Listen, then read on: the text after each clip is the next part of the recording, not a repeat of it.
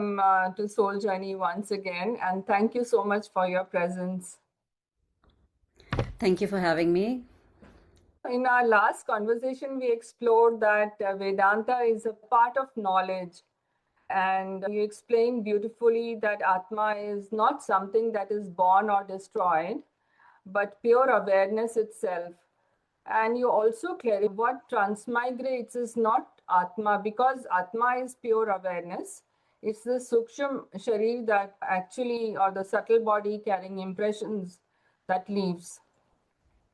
So today I would like to go a little bit deeper.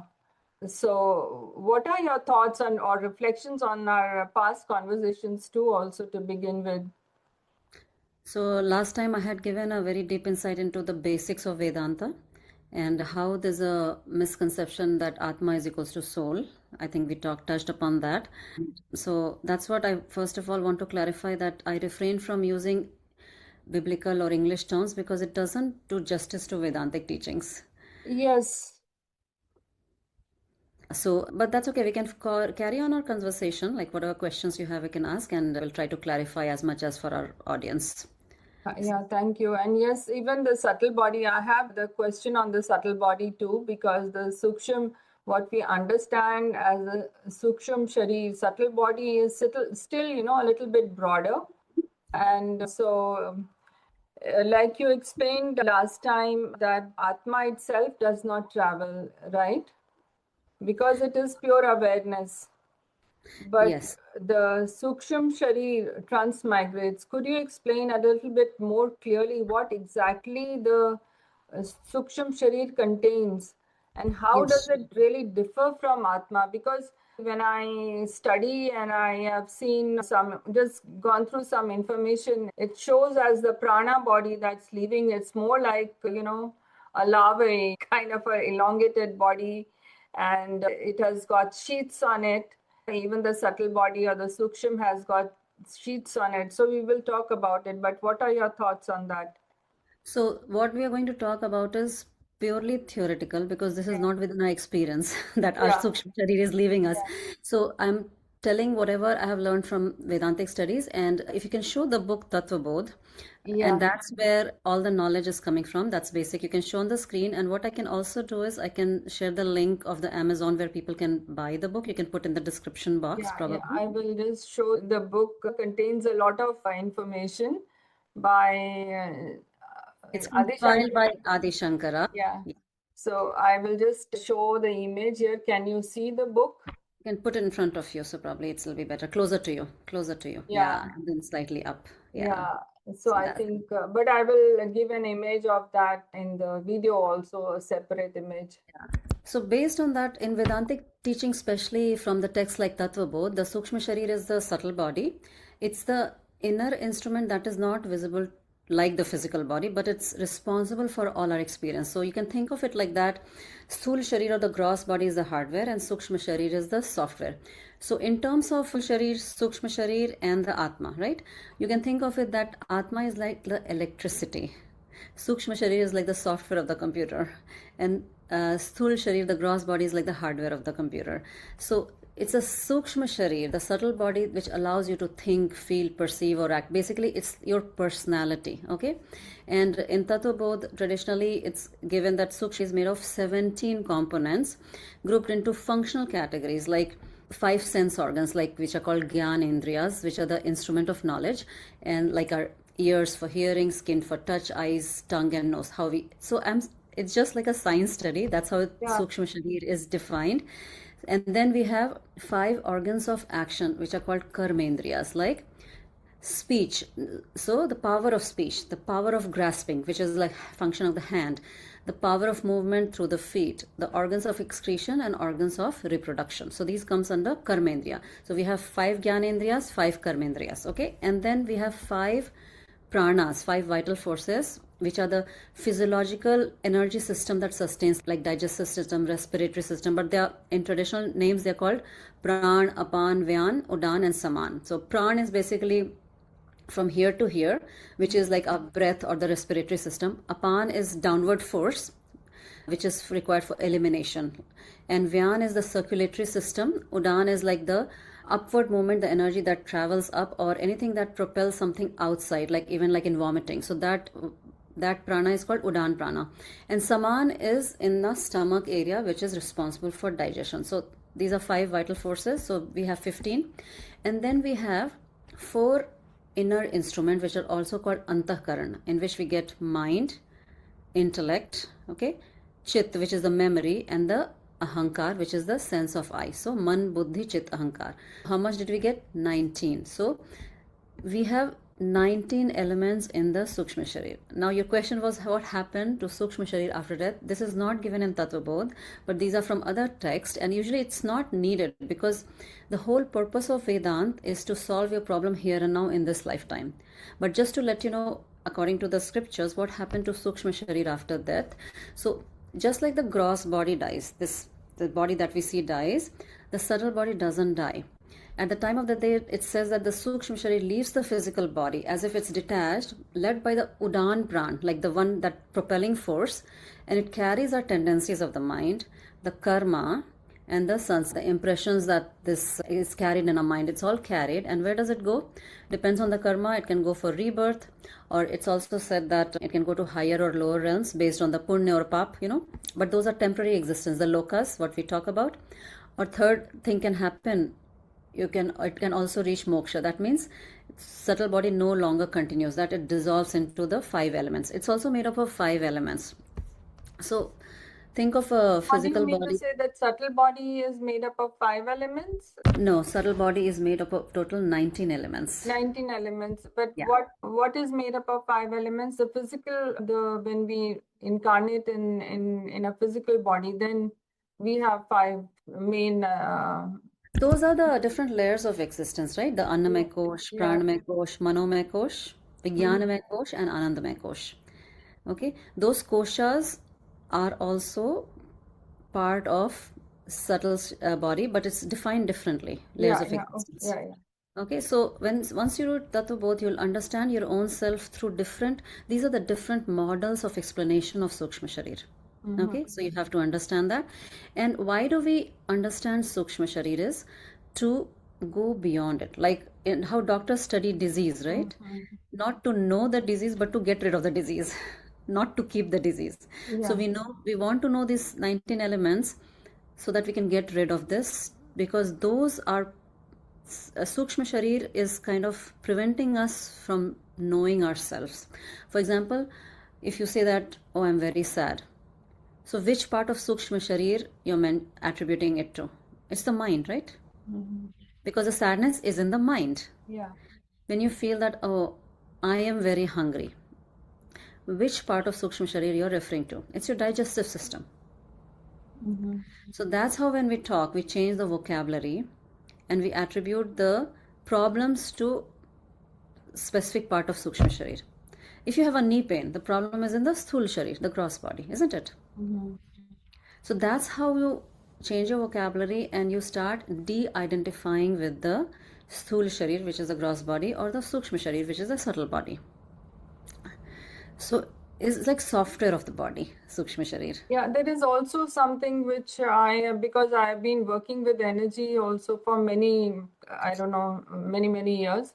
So how does energy play its role with the Sukshma Sharir? Like, when we are interacting with each other, there is an exchange of energy happening, and there is good and bad energy, play of good and bad energy. It affects if you don't have a strong aura or an auric field of protection around you, and if there's a very powerful negative source, then you could be impacted. You could also be impacted by emotions and situations. These are all impacts, and they hit the emotional level of the body. Now, where does it? Yeah.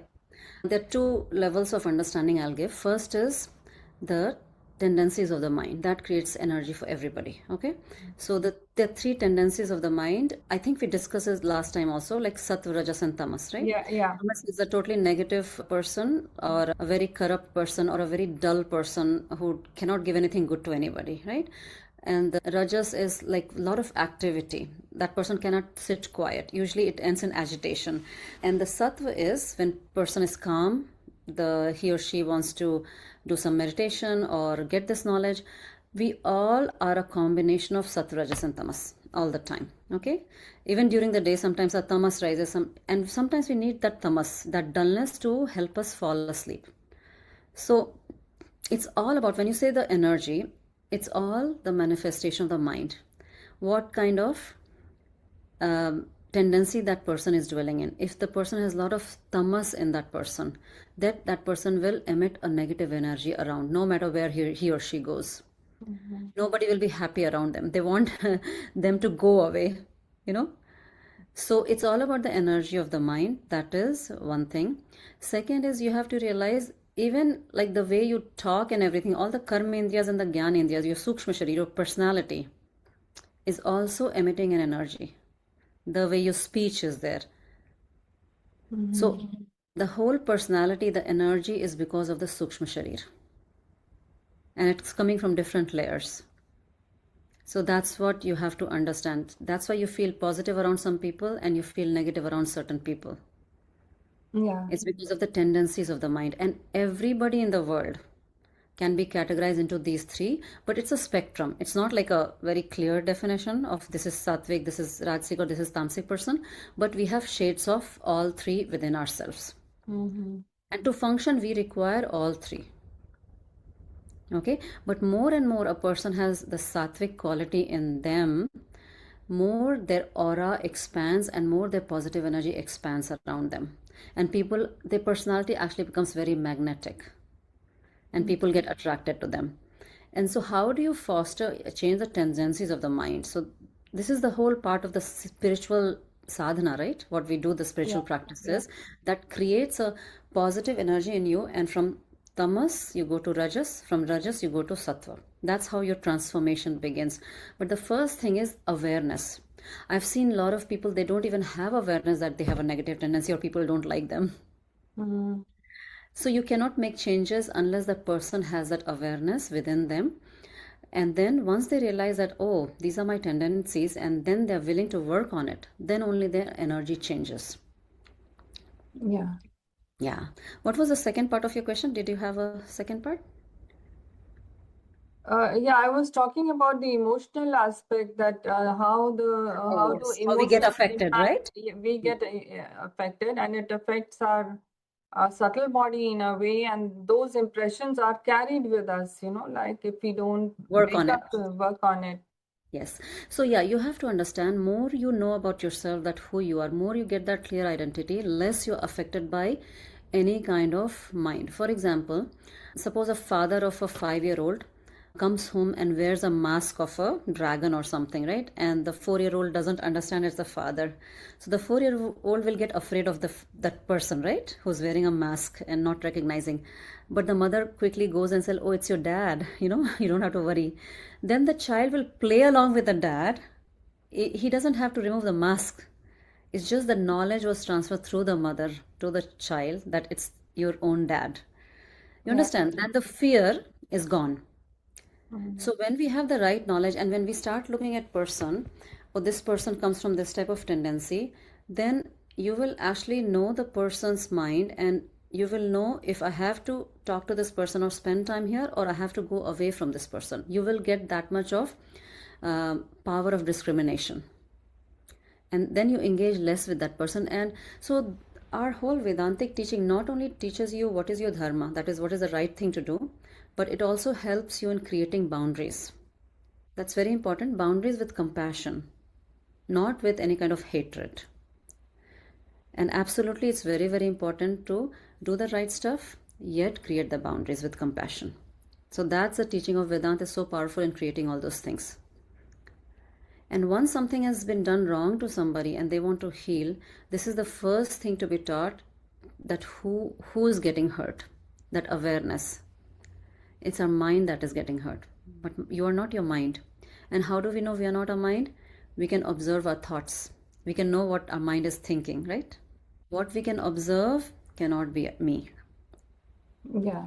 It's different from us. So first thing is to separation of that Sukshma Sharir with who am I, and also the Sthul Sharir, who am I. So that awareness is the first step that the teachings of Vedanta brings about, that who you actually are. You think that you're a mother playing a role, or a wife, or a husband, but this is not what you are. And then it's a step by step process. It's not one day the guru tells and then you'll learn everything. No. Yeah. Again, it's like a science experiment.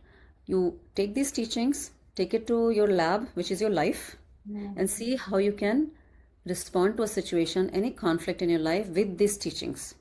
And it's a gradual application. And then you learn with your experience and keep refining yourself through the teachings. Yeah. Yeah. Easier said than done. Yeah, it is, because there are so many layers to it when one starts doing the work, the inner work.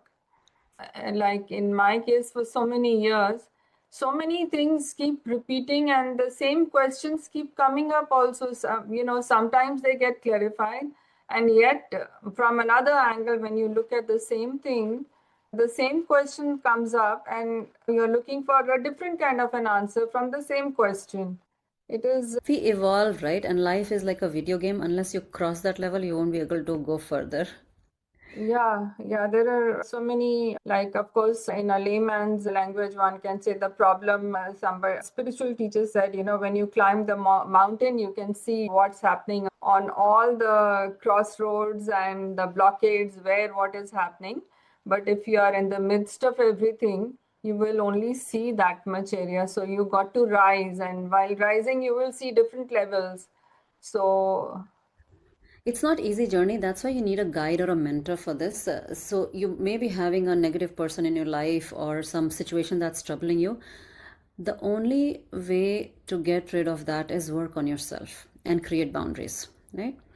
So you do have to create boundaries, but also you have to intensify your sadhana, your spiritual practices, so that you can rise above the tendencies of the other person's mind.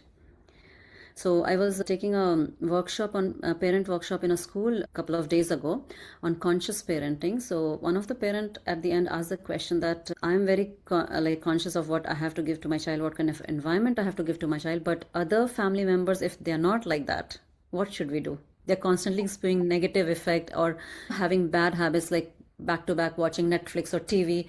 What should we do? What should I do as a mother? So I told her, see, role of the mother is the highest. Okay, there's no other role in the world because you're creating a human being. And ideally, in our culture, we say the family is the unit of the society, not an individual. yeah. Because the family is preparing that human being like a citizen of the world. We don't know where our kids are going to be, right? In their career. They can go in any part of the world. So you're creating a global citizen. And for that, a family is very, very important. Now, problem arises when one family member tries to do good thing, inculcate good habits, but the other family members, they don't.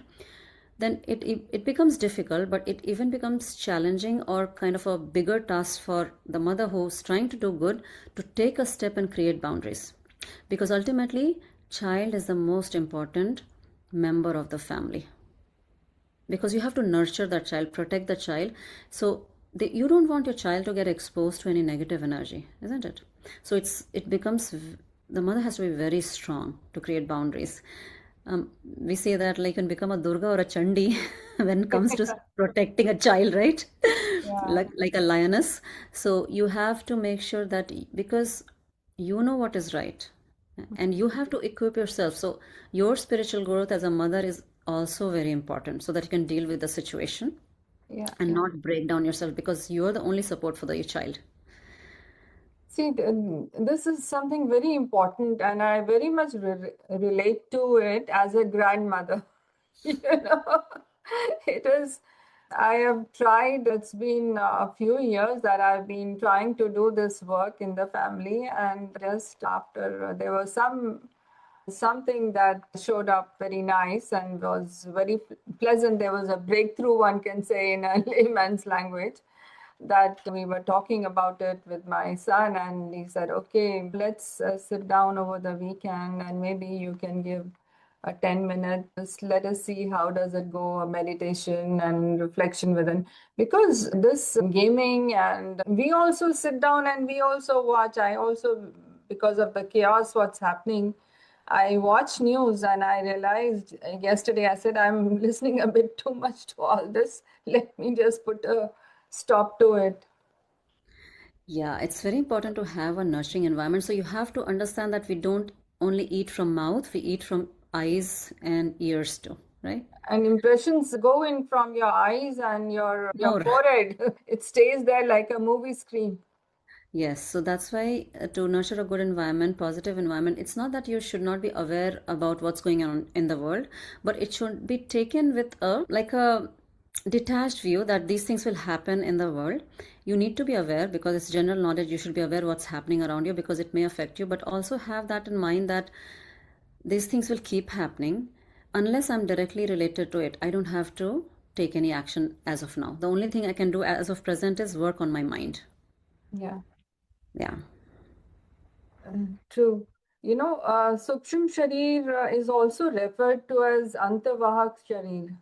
So, how would you explain that? Like it's almost like a carrier body, like it is carrying. So whatever impressions, whatever, no matter what you're doing, what interactions you're having, what you're watching, everything, the impression is made in the mind. Yeah. And that kind of creates your karma also. Because you see something, you start thinking about that. If you worry about it, that it creates a deeper impression in your mind. So this is how the brain also works, like a repetitive pattern. If somebody is into habit of gaming, if they're watching or doing a lot of violent games, right? Those kind of impression goes inside a lot. And that creates the tendencies of your mind, the same three tendencies that I talked, the quality of the mind or the gunas as they call it, sattva, rajas or tamas. Yeah. More you foster your mind into the negativity or watching violent movies or video games, your tamas is increasing, right? Tamas also means heat. That means you're getting burnt inside. Mm. And that leads to a lot of disease also in the body. Like insomnia is the first one, sleep disturbances. That's Yeah. what I see in patients and people around me. That if you foster more in those activities, your sleep cycle gets affected. Your even thought process gets affected. Even if you yourself just spend 2 hours on social media continuously, see your mind will be agitated. Yeah. Very disturbing. You can see that very apparent and very clearly in kids actually. When Mm. you give them devices, so that is why till 12 of years of age, you should not give your kids any devices. Just very structured educational videos. That's what I would recommend. Okay. That was the whole talk was about this only because everything is so easily available, right? And we are also watching that. But as parents, you have to be really mindful that are you feeding your kids, Mm. because that's making their karma, that's making their future and their worldview. Yeah. Yeah. Yeah, so tell me one thing. What is the relationship? What does it say about the cosmic architecture and the hierarchy of the creators within it? Like it is talking about the embodiment as what we are present on this planet. But does it talk about the Brahman and the other cosmic architecture? And then when we are talking about that, then we have a relationship to that consciousness. And then there is maybe there is a supreme creator, and then there is a hierarchy of creators, of what my understanding is. So Vedant has a very clear-cut knowledge, or it gives the knowledge about the creation. Actually, in Tattva Bodh, at the end, we'll study that. So we are the consciousness, we are the creator. Okay, first of all, that's what Yeah, it says. Because even the four Mahavakyas or the statements in the saying Aham Brahmasmi, right? I yeah, am yeah. Brahma. Aham Brahmasmi. Yeah. And no other religion defines God as your own awareness. Pragyanam Brahma, right? My pragya, my awareness itself is the creator. All right. So there's no difference. For example, it's a very, very deep topic, and it just says that the awareness, the main name given, it's Brahma. Brahma is called. Okay. So on the cosmic level, it's called Brahma. On the individual level, it's called Atma. Okay. Mhm. It's just that I think we have talked about this before that if you are the prime minister of the country, on the national level, you're the prime minister. In your house, you're the mother. You're the same person, right? Yeah, yeah. Similarly, consciousness is one only. Brahma is one only. At the level of cosmos, it's called Brahma. At the level of individual, it's called Atma. So that way it will go on to the hierarchy in the cosmic architecture too. There's Like no we are talking about the multiverse and the universes. We can't deny the facts about galaxies and solar systems. everything is a sthul sharir of Brahma. Okay? Everything that is physical. That's how our Vedas have defined that everything that you can see or with the eyes or with instrument like telescope or microscope, everything is the gross body of Brahma. It's created. We are going into very deep, it can be very esoteric for a lot of people, but it's explained step by step in Tattva Bodh book. So the entire Jagat, like everything that you're seeing, hearing, tasting, everything is the gross body, gross manifestation of that consciousness. It's something like there's a drishtant or the visual metaphor given in one of the Upanishad that a spider, how it creates the web around it, right? With its own secretion. So Brahma, with the help of Maya Shakti, creates the entire Jagat. And then at the end, it also swallows it, isn't it? So Brahma is called not only the creator, but also the content of the entire Jagat. That's why in our culture, they say that Ishwar kan mein hai na? Like Ishwar is everywhere. Yeah. God is everywhere. It's because of that reason it is said. And that's what our rishis found out. That everything is manifestation of that consciousness. And that's what they have realized. And that's what, but it is not within our experience right now. So then how do you define Shiv? Because in some philosophies, well, within Sanatan also, Shiv and, maybe the ultimate, no matter how many times you can raise to the power of Shiv, Param, Mahashiv, Param, Mahashiv and all So, that. no, So then Vedanta there is doesn't. Brahma, Vishnu and Mahesh. So First. Vedanta doesn't deal with all these things. It's very simple that every image of a Bhagavan, Ishwar, Yeah. is a name and a form. It is created by Maya. And the reality of Maya is only temporary. Any name and form comes and goes. And if you see Brahma, Vishnu, and Shiva, right, which we attach the attribute as creator, sustainer, and resolver, right? Dissolver. And everything is going in nature. It's a part of nature. Everything is being created, it sustains and it dissolves, isn't it? So even if you touch a little part of that tattva, which is within you, you realize that self, you become very powerful. Not in the sense that you'll get physical strength to lift like 100 ton, but your energy will become very powerful. It's like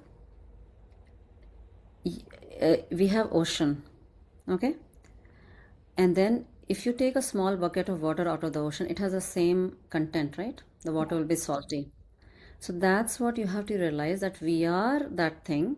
We are just feel because we are, that Atma is limited, sort of feels limited because of this body, because it's contained in this body. Okay? Yeah. So there's often a drishtant given again, like a paper cup, isn't it? If you show you a paper cup, I'll ask you, is it a paper or is it a cup? Or is it both? What will you say?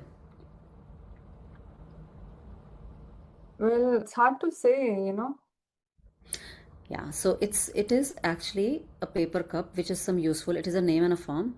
But if I rip apart that paper cup, it's no longer a cup, but paper still exists, isn't it?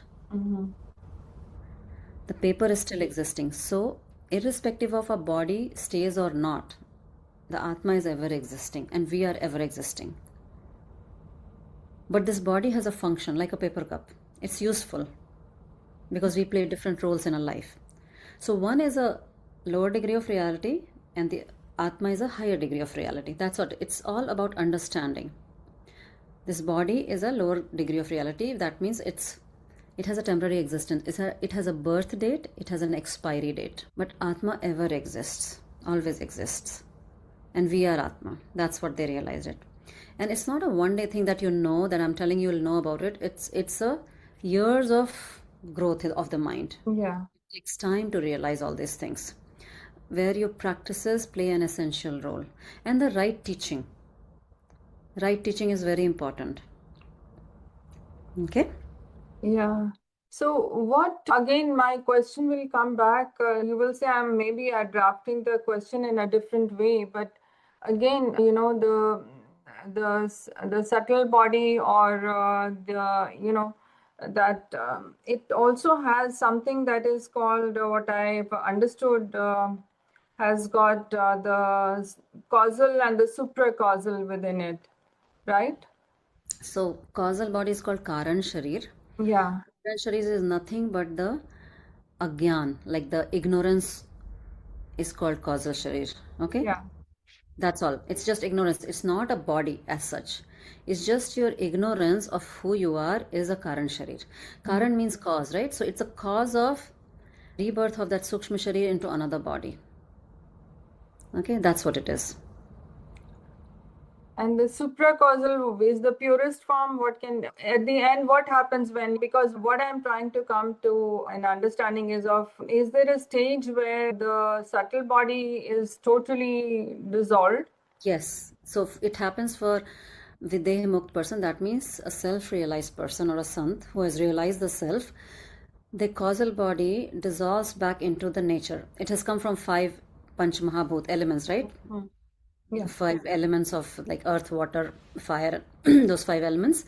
It dissolves finally and it doesn't take rebirth. So it's the Sukshma Sharir that takes rebirth into a different body till it realizes, the person gets self-realized, that Gyan comes, that I'm not the Sukshma Sharir, I'm not the Sthul Sharir, I'm Atma myself.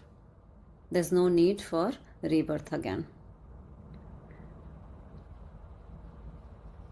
Now, you laugh at my question. But the thing is, how does one move towards such a stage? Is it one So is starting with the first book that you have in your hand, that's the yeah, first. the Tattva Bodha. Yeah. So it requires, that's what I'm saying, it requires the right teaching and everyday sadhana. So your sadhana is like your spiritual practices is not limited to just 10 or 15 or 20 minutes of meditation that you do every day. That is important, sitting in a silent place and meditation. But then that sadhana should be sprinkled throughout the day in your life. Suppose you're getting agitated with some bad driver on the road. Remind yourself, maybe that person is having a bad day or whatever, right? It really doesn't matter in the grand scheme of things. Or you observe your mind, how your mind is getting agitated. That is another observation. Okay, I can observe some agitation or sadness in my mind. It's coming, it's there. But it's okay. I can dissolve it. Be an observer to your mind. That's the first step. That's why I'm saying awareness is the first step to go towards that Jivan Mukta Avastha. That means you are free, liberated while living in this body, That's a very beautiful stage, because only a Jivan Mukt person, a person who is free of all the negativities or the mental tendencies, or like a slave of mental tendencies, it does enjoy life much better and is more functional. Because your mental state is not dependent on other person's behavior. Very important. Otherwise, we are only reacting. Yeah, absolutely. With their sattva, rajas or tamas, whatever it is. We are always reacting or responding to people. It's always a mind's play between one mind and the other, isn't it? So, but then how do you explain, there is also what we call as the Akashic records, right? There is something that is there is a library of records. Again, I relate that to our causal body as itself that carries all these imprints. And is it something that merges with the main consciousness where this is? So I don't know much about it, but I have heard that the rishis, when they went into meditative state, those things, that knowledge came to them. It's almost like downloaded from the cosmos. Mm-hmm. So it says that anything that you speak out stays in universe forever. Okay? Yeah. But Vedanta doesn't teach all these things. This may be in some other scriptures. Okay? So, but then you have to ask yourself this question. Am I in that state yet? Am I able to connect with universe so that all the things gets downloaded in my mind or comes to me? No, right? Yeah. So, what is my problem as of present day? Let's talk about that. So that's where I always bring people back rather than talking this esoteric thing. What is your So problem then that I if we are connecting to the problem, again, we are connecting to the physical world whereas we are looking at in a way of to say that maybe detachment, because if you keep getting attached to what's happening in day-to-day life, it can be very deep, it can tangle you and it can when I say that let's talk about your problem, I'm not saying to dwell in the problem, but I want to give the solution to the problem. yeah. Not about that. So there are a lot of step-by-step process given in Vedant, like the one thing is Sakshi Bhav, which is being a witness conscious, Yeah. like witness to whatever is happening with your body, with your mind, and with people around you, how they are behaving. What are the? It's a nice play actually to learn about the tendencies of the mind, the gunas, like Sattva, Rajas. You can actually come to know about people's gunas, how they talk itself. You can know. So again, it starts with observation, awareness, your experience. So our Rishi said, never they never said that believe in God. Okay, they never gave this statement. You have to believe in God, because they always said you should know God. What is God? Not who is God. What is God? Okay, so you should know, and it starts with your awareness of your own soul sharir, gross body, Sukshma Sharir, subtle body, and then analyze your experience, your interaction with the world, and then work on yourself, and gradually you will start negating the degree of reality that anything that happens with the body is temporary, because body has a expiry date too, right? So no matter how much we keep it fit, it's not that we should not, we must keep our body fit because this is a tool given to us, but it will die one day, right? It will perish one day. If Yeah. you have a problem with somebody, analyze what is the problem. Is it our own ahankar or ego, or it's their tamasic mind? What is it going on between the two individuals? Observe your experiences and apply the Vedantic teaching. And how can I be? You talked about detachment. So it's almost like if I'm attached to a sofa, I'm tied to a sofa, I cannot clean it, right? Only when I'm separated from it, I can see the dust and clean it. Yes, of course. Yeah. So when you create a distance between your mind and the other person's mind, from yourself, you become an observer of any situation or problem in your life, you're able to see it differently then. And then you get power to solve your problem too. That's what you said. We get caught into the melodrama, the whirlpool, and Yeah. we are not able to have a separate view and as an outsider to actually even know what the problem is. We sometimes think this is the normal thing, right? Yeah. We sometimes normalize our problem. This is how people live, but it's not like that. That creates a lot of stress in the body and trauma in the mind. So if you have any issues, you must know how to get rid of it. If not, you should take some help from somebody. And then all these things, the different realms of existence will come to you. All the teachings will come to you. Now, in terms of manifestation, again, I shared earlier, when you're reflecting on oneself and then you're living in this human body, right? You're also taking some action to do what daily chores and whatever your aspirations are as a human in a five elemental human body. You definitely aspire, like as a child who is studying and then he aspires to be, maybe he is guided by his parents, their careers, their professions, that this is what I want to be, I want to work towards becoming this. That is again in the future. And then there is another aspect of it, there is a material aspect, that this is more to do with, maybe I would say, when it comes to career, I identify career as educating yourself, as contributing to the world in a way, to the society with a career, and it's a contribution, that aspect of it. But along with it comes is the material aspect of gaining wealth and hoarding, building your own self. So, how does one understand all these perspectives and detach from that, the tie it has, because it connects you and it takes your mind, it takes your energy. It takes a lot of energy to focus on, and we never realize it, and we are dispensing away our energy into all this futile, whereas we still need to get back to in our own personal awareness and our own inner awakening, and that this thing is taking your energy away, yet it is supposed to be productive. So the issue here is we are separating material life and spiritual life. It's not that way. In a book called Yog Vashisht, which was a book that manifested when Sri Ram came from Gurukul, he went to all the Tirth Yatra, the Char Dham, what we call. And when he came back, he got a lot of detachment, lot of vairagya. And he was supposed to be the king, right? Yeah. So uh, King Dashrath, his father, he called sage Vashisht. That every generation problem, right? Child has a problem, parent calls some counselor. So counselor were rishis. So say Rishi Vashisht came and he told that please explain Ram like what his duties are, and he's getting too much of detachment. So the whole discourse on sage Vashisht talking to Ram was made into a big book, like it's a very thick book. It's called Yog Vashisht. So right in the first chapter of Yog Vashisht, the Rishi says that a bird can fly with only two wings. It cannot fly with one wing, right? This is how a society or a community to thrive. It needs two aspects. One is the aspect of spiritual growth. The other is the material growth. If you only have spiritual growth, then you won't sustain. You need food to eat, right? If you only have material growth, you'll get addictions. So it has to be a balance between the two, then only the society will thrive.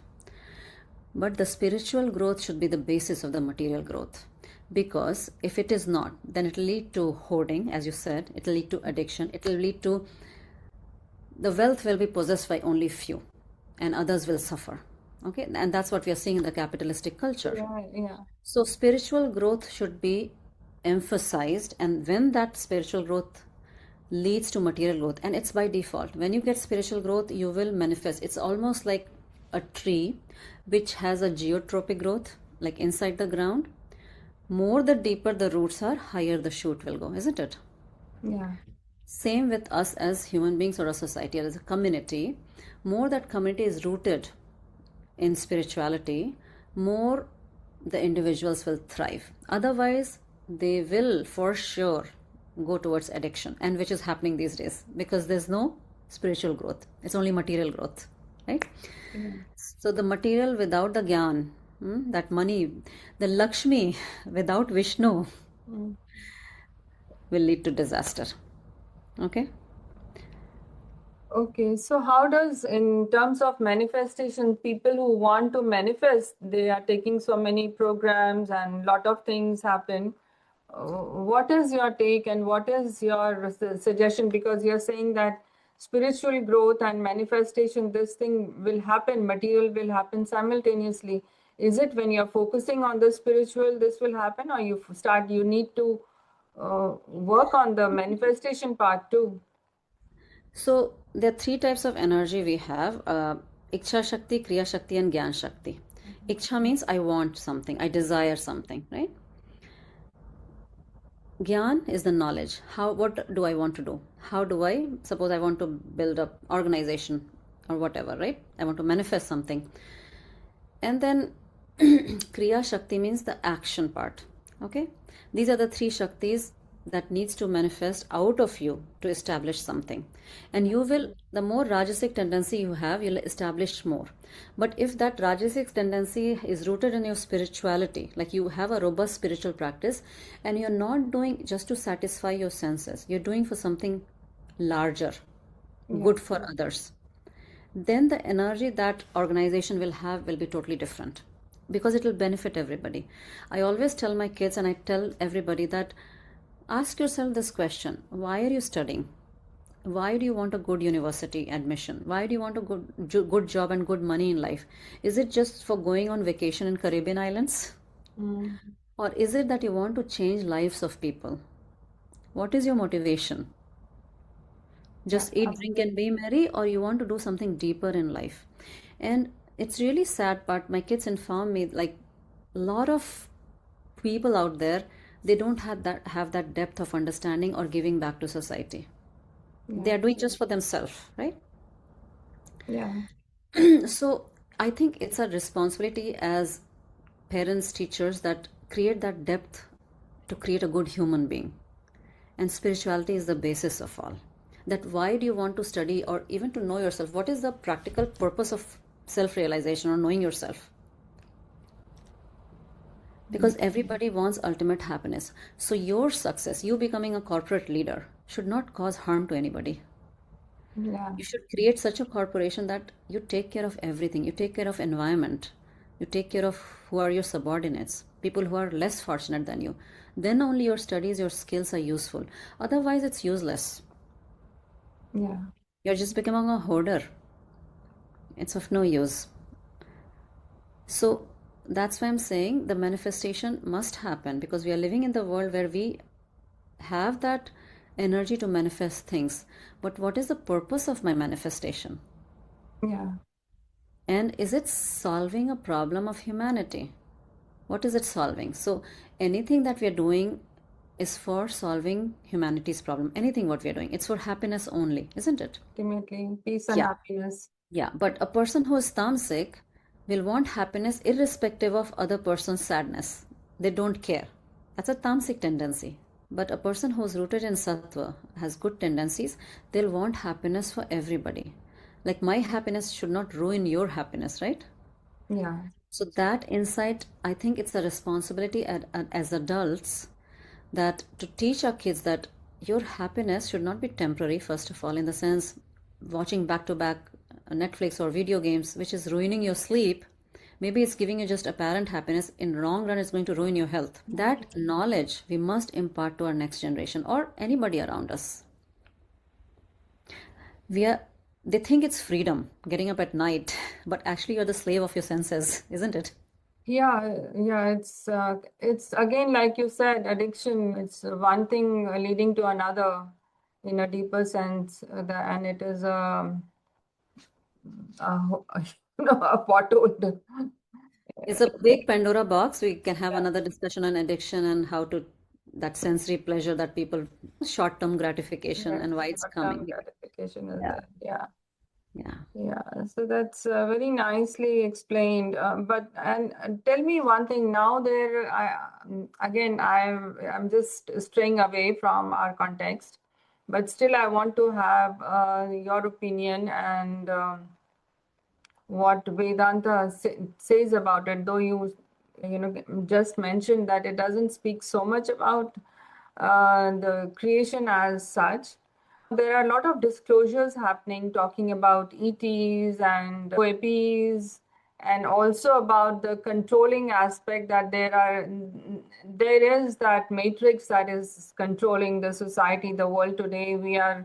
The, the thoughts are being already transmitted to us. What we are doing, it's already pre-planned. It's been done in a higher subtle realm, and it is being transmitted here, and there are good and bad ETs. I was listening to one of the latest podcasts, on Mojo, and one speaker, I'm forgetting it, just the name is not coming to my mind right away. But yes, he has disclosed a lot of things, because these are agents who were psychic agents with the government. They were with the federal government at one time, with the US government.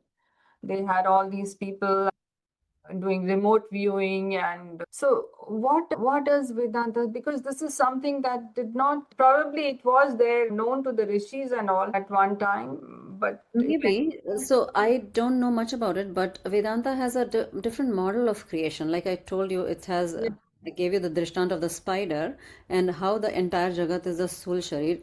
And talking about different levels of existence or Swarg or Nark or different people at different realms of existence, it doesn't talk about that because it says be aware of your own experience and existence first. It goes with what I experienced. Like I haven't experienced ETs, right? So yeah, I should not be talking about it. I only talk about what I have experienced. That's what Vedanta teaches. And then analyzing your experience and then going beyond the experience, because experience can also fool us, like the sun going down. The sun doesn't go anywhere, right? yeah, It's the earth that rotates. Similarly, if a person is not behaving nice with me, but he may be a nice person, it's just that moment of thing where that person lost the cool. So Vedanta teaches you to be here and now, analyze your experience, and then go beyond your experience with the teachings of Vedanta, and so try to know your true nature. And the more the world is full of different types of information and news. Okay, the more you listen to all these things, more you'll get caught into a fear cycle. What's happening? We are getting controlled by somebody, right? I wouldn't say fear, but it is more, it's a different kind of an awareness. And like Bapuji Dashrath Bhai Patel says, that you need to empower yourself with that light of wisdom and Yes, this is get the more main thing. power through that. Again, from Gyan Yoga and two, that they will go hand in hand here. Because if you are looking for spiritual empowerment, then you need to have that empowerment, that energy within your soul system. That's what I'm saying. So you don't have to worry about even the ETs or whatever it is. It's a name and a form. So Vedanta doesn't pay much attention to a name and form. It just pays attention to, like Gyan says, that who you are. You're formless, shapeless awareness, right? Mm. So if you get that Gyan, that knowledge, these things really won't matter to you. There may be creatures floating around that you don't see, lots of virus and bacteria. We don't care, right? They are things floating around us. But that's not within our experience right now. But when our immunity goes down, they attack us. They're right here. Yeah. Similarly, Vedanta doesn't That's a teach very about. good, analogy. They will attack you when your own system is down. So Similarly, if your spiritual strength is down, who knows who will attack you, right? But if you're firmly rooted in the Gyan, nothing will happen to you. yeah, Yeah, I think that's a good note to end. yeah, that's a good one. That's a very important thing. A good seed to allow to sprout. Yeah, yeah. So it was lovely talking to you, Archana ji. Thank you again. Thank you so much. Yeah, we'll meet again.